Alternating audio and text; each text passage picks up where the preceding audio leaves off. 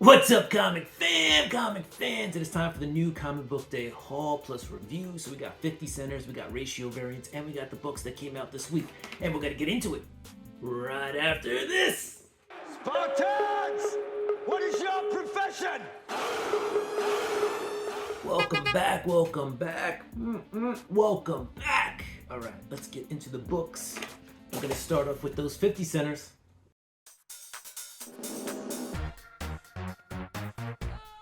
Alright, so we got a few DC50 centers this week. That's the theme. We've got Justice League versus the Suicide Squad, number 1. There you go. Some nice action here. I believe this is a Jason Fabok cover, right? That's pretty cool. This is from 2016. So you got the Justice League versus the Suicide Squad, number 1. All right, next up, we got Justice League of America. This is an Adam Hughes cover. And you see it's pretty funny. He, and then it says, she's back. The mysterious Dr. Fate. Somehow Dr. Fate is now a female. And this is also, I believe, guest starring the Justice League of Europe. Or Justice League Europe. Cool book. Cool Adam Hughes cover. Some early Adam Hughes work. So that's pretty dope. Adam Hughes, early. Now we got some equally awesome artwork. We got the Alex Ross Justice Society of America, number 1. A lot of first appearances in here. A lot of the sidekicks, if you will. So that's pretty dope, if you will. And then we got Justice Society of America, number 9. And this is the first appearance of, what is it, Superman? I wrote it on the back. First Kingdom Come Superman, which, hello. But yes, the first Kingdom Come Superman appearance in DC continuity, or mainstream, if you will. All right, let's get into this week's books.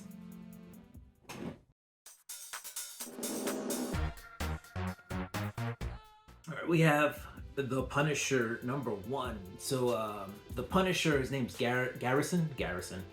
Basically, this is like some armor he wears, and they mistake it for the Punisher's symbol, and they're like, oh no, the Punisher's back. So this guy is now taking on the role of the Punisher. He's like, hey, whatever gets the job done, I'm gonna do it. But he has his sidekick, AAA, you know, his man or woman in the van, in the booth, in the office, if you will, kind of helping him. Ex-SHIELD agent. You kind of get the story that he retired from SHIELD to be with his family more, kind of promised his wife, you know, and kids he'd do that. And then the bad guy takes him out, kills him, blows him up.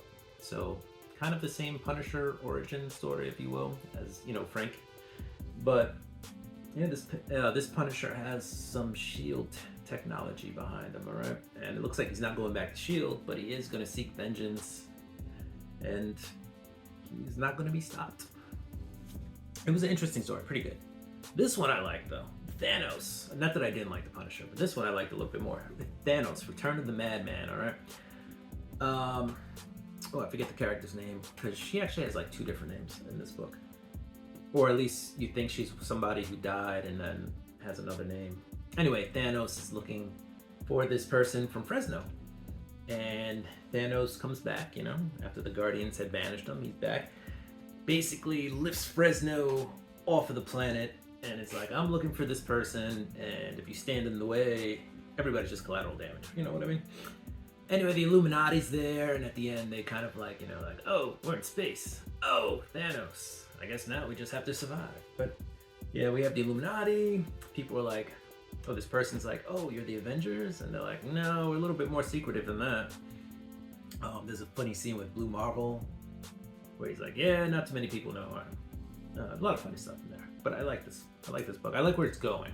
So interesting. And it's not Thanos centric, right? So this is not through the eyes of Thanos. Let me mention that. Punisher is definitely through the eyes of Garrison. And AAA. This one is not through the eyes of Thanos. It's through the eyes of a character who I'm gonna assume is Lady Death, but like with a mental block, and I don't know, that's just my theory. It's a good read. All right, we're gonna switch gears into the Star Wars universe. So we're still in Marvel books, but this is Shadows of Starlight #2. This is after the Starlight beacon falls or gets blown up, basically, by Marsha and Ro. If you've been following the High Republic, last issue kind of focused on Yoda. This one kind of focuses on Tress. Figured her full name. Anyway, Tress and this other dude who's on the cover. Forget his name too. Shows how much I pay attention to names. But yeah, basically, we have a Jedi who ends up on a planet trying to protect the people, but things go sideways. And at the end, she's tired, hungry, whatever, starts fighting villains. We'll see what happens in issue 3.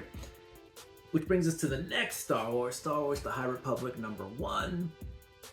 This is the 3rd volume, or the 3rd phase, if you will. This kind of takes us back to the 1st phase. There are a few deaths in here. I don't want to ruin too much for you, but I think the key players mainly are on the cover. So check out this book. It's good. I like Star Wars: The High Republic, and if you haven't read the 1st volume, you don't have to read all 3. You can read the 1st. The 2nd volume is kind of a prequel, if you will. Not even a prequel, it just happens earlier. And then the 3rd one, we're shot forward a little bit. I also got the 1:25 ratio variant. I just thought it was a cool cover. You got the, I think they call them the Faceless, and these guys actually can kill Jedi. They take out Jedi pretty easily in this book too, if you ask me. They're terrifying. So here we go. We got a cover appearance there. Pretty good stuff. Not the last Marvel book. We're getting towards the end of Marvel though. We have the Amazing Spider-Man #37. Gang War is coming. There's a little gang war interlude in here, if you will, or prelude. I don't know, whatever you want to call it. But we got Wreck Rap. We got Spider-Man. Wreck Rap gets captured, gets sent back to Limbo, but also Spider-Man's dealing with. I guess, do they call him the Repossessor? I forget. Anyway, he's dealing with the character who's sending people back to Limbo, and Spider-Man looks like he gets sent back to Limbo at the end of this issue. And we also got the Disney 100. This is the Marvel Secret Wars cover. And then we got Marvel Gods 2. Dope cover, by the way. This artist is dope. Next time I bring up this book, I'm gonna have to remember the cover artist's name. Forget. I don't think it's Valerio Shetty who did this, but cover artist. So, yeah, book focuses on a totally different. So the first one I think just introduced us, right, to the powers that be and what may come. I think is the other one, which are like these mystical scientists who study stats and stuff. It's a whole. It's Hickman. But anyway, there's magic involved. This person ends up being magical, and so they want to observe and I guess kind of track her progression as somebody who's magic user, mystical. But it's a good entry. The way Hickman is introduced it into the world, like these characters just didn't pop out of nowhere. They've been here for years and years and years, and he's kind of assimilated them into the Marvel universe. So it's pretty cool. Next up, we got Guardians of the Galaxy #8. Good book, love the art. It's gotten a little weird, just because now they're all kind of part of Groot, waiting to be reborn and rebirth of the world and all this other stuff. It's interesting. So, but if you like Guardians of the Galaxy and you like space adventures, go ahead and pick this one up. All right, switching gears to the only DC book I got this week. This is Batman 139. Awesome art, right here by Jorge Jimenez on the cover. That's art. Awesome art. Awesome cover. In here, you also have the Joker, as you can, right? But we have references to the 3 Jokers in this book, so that's gonna be pretty dope. The explosive mind bomb begins. All right. Zurin Ra is back, brought on by the Joker. Batman thinks he's in control, right? Bruce thinks he's in control, but Zurin Ra is still there, still kind of pulling some strings. This is a very dark Batman book, a very dark Bruce Wayne. So if you're into that, like really mental, dark, he keeps talking about like this is the last time Joker. Like, there you go. Switching gears, we're on to the indies. We had Transformers #2. All right, you got Duke, you got Starscream. This actually happens in the book. Optimus Prime learns how squishy people are here. Decepticons are figuring out a way to gather energy. The Transformers are also fixing some of the robots. We get Cliff Jumper making an appearance in this one, all right? So we get a lot of these Generation 1 guys coming up. Good book. It really, in some ways, it really has a lot of heart because you can feel like they're trying to, sometimes maybe going a little overboard in one direction with some of the way some of these robots should act or Transformers should act. But at the end of the day, you can tell the person, Daniel Warren Johnson, who's writing this, really knows, really cares about these characters, all right? An excellent art by Mike Spicer. We also got the 1 in 10 issue #2. I have issue #1, They're Connecting. And yeah, I got this for cover price, so I didn't even pay ratio. I paid whatever, $4 for it. And then last but not least, we have House of Slaughter #19. Okay, Bait is in trouble in this one.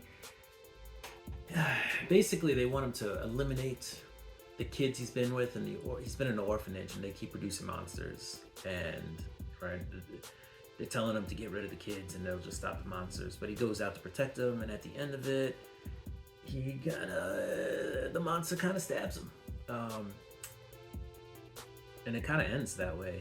Now, I've seen the cover for the next week's issue, and it looks like Bait's on that cover. So I don't think Bait dies, but he ends up in a lot of trouble in this one, right? Just because he went and killed those pesky kids from the orphanage. Or the foster home, actually. It's not an orphanage, it's a foster home. Let me get that right.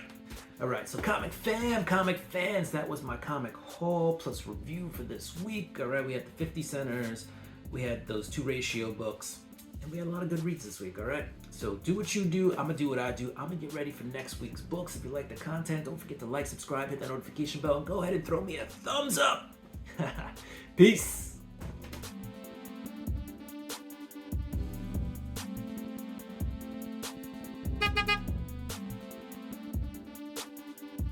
Your boy here was nominated for the CBC Awards, so if you haven't voted yet, go ahead and get out and vote, and throw this guy here a vote, alright?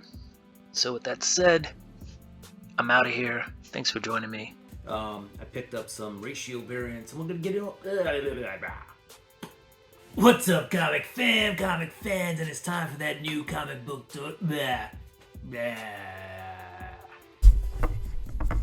What's up, comic fam?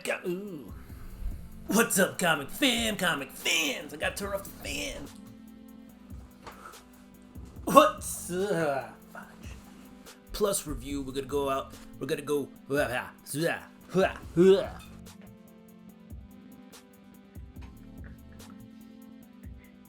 Couple comics.